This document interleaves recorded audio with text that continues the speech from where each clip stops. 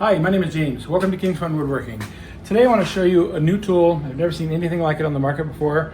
I've been using it for about a week and it's actually pretty amazing. This is, it's called the blade square, but before I get into that, I want to show you something here.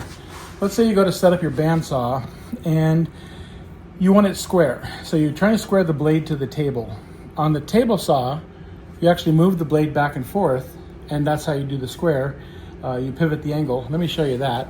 Okay, so here we are at the table saw, and in reality, if I just want a 90-degree angle, I'm going to use a square, a big square. It's fast, it's easy.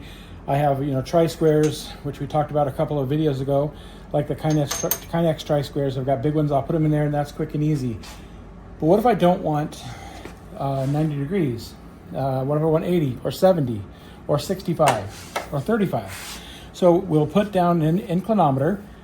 Everybody should have one of these, and you'll push this button here, it'll set it to 0. Keep it going this way. Oh, let me push it again. There we go, so that's set to 0, and let's see what the blade's at. And see, I didn't adjust it, so 89.2, so no problem. So then we would adjust it. Oh, I'm going the wrong way there. 89.4, 0.5, 0.6, 7. You got to go kind of slow. Most of these take, half second or a second to catch up with where it needs to be. And there's 90. And then I could just lock the blade down at 90, and that's set. Or like I said, if we want an angle different than 90, and I don't want to use a tool because I don't have one at say 35 degrees. I do a lot of cuts at 35 degrees, but I don't have a tool. So you use an inclinometer. The point is, for the blade here, we're going to adjust the blade itself, not the tabletop. Let's head back to the bandsaw.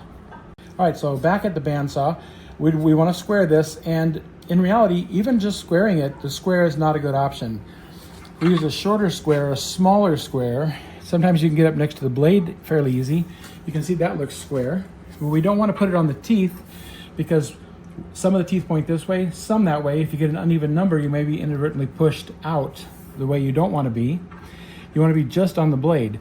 And on smaller blades, that's really hard. And we do 90% of our cutting on smaller blades, like 1/4-inch blades. So it's really hard. And I can't use a short, small square like this because then I'm on the insert. And the insert's definitely not square to the surface. So we have to jump to a bigger blade, a bigger square. And you'll notice bigger squares, they're always thicker. So it's a little bit harder to see exactly what we need on a bigger square. So even if it looks square, we don't really know if it's going to be perfect or not.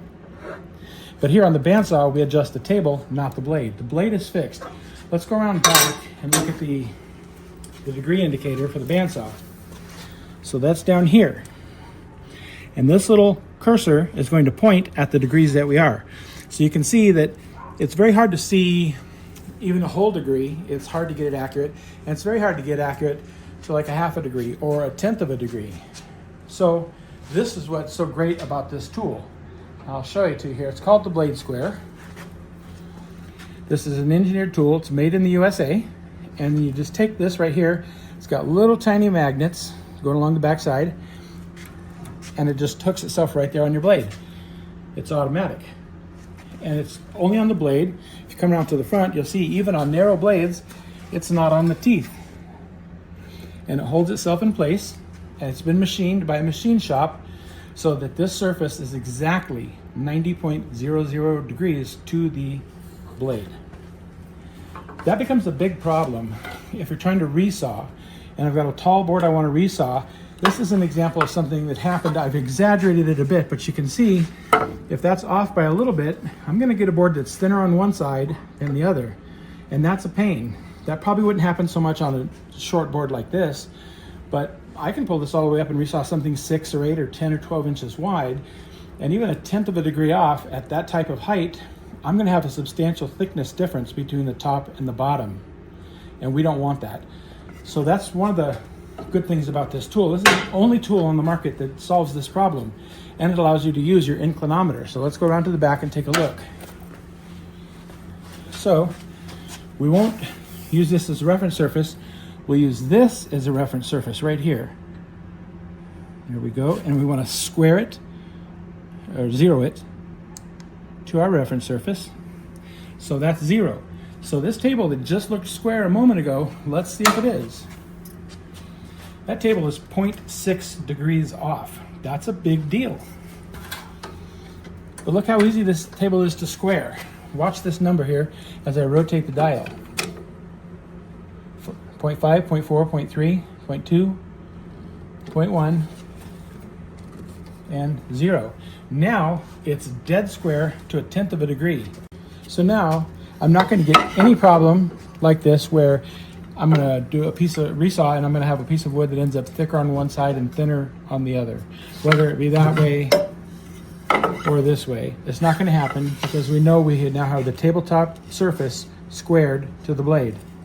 And then these magnets, you might wonder, well, how strong are the magnets? Well, come around here and look at this. I'm lifting this. What's moving? The blade is moving. That's how strong the magnet is. The magnet's hooked there very securely. The blade's moving. It'll come off, of course, and it'll go right back on, but this holds the blade so tight you can actually make the wheels and everything move. So it's really very secure. It's really a very well made product. It's something that I recommend. If you're ever going to resaw, I recommend this. And if you don't have a good digital angle finder, the Klein is a really good one. Another one is eye gauging is a good one.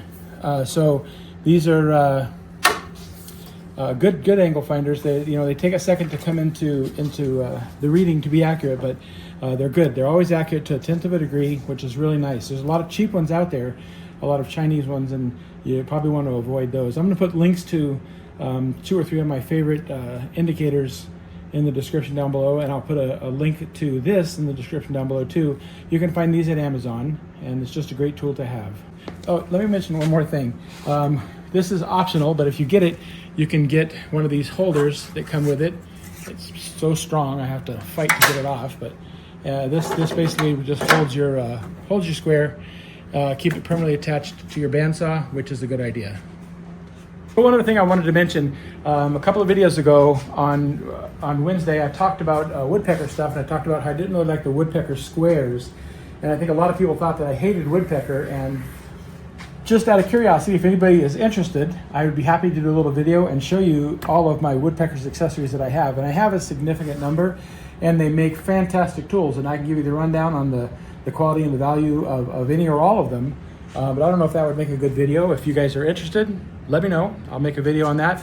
I'll go around the shop. I'll show you all the woodpecker stuff, how it works, and whether I think it's a good deal or not. And most of it's fantastic. A couple of pieces, not great, but most of it's fantastic. Let me know if you want that. And in the meantime, thanks for watching.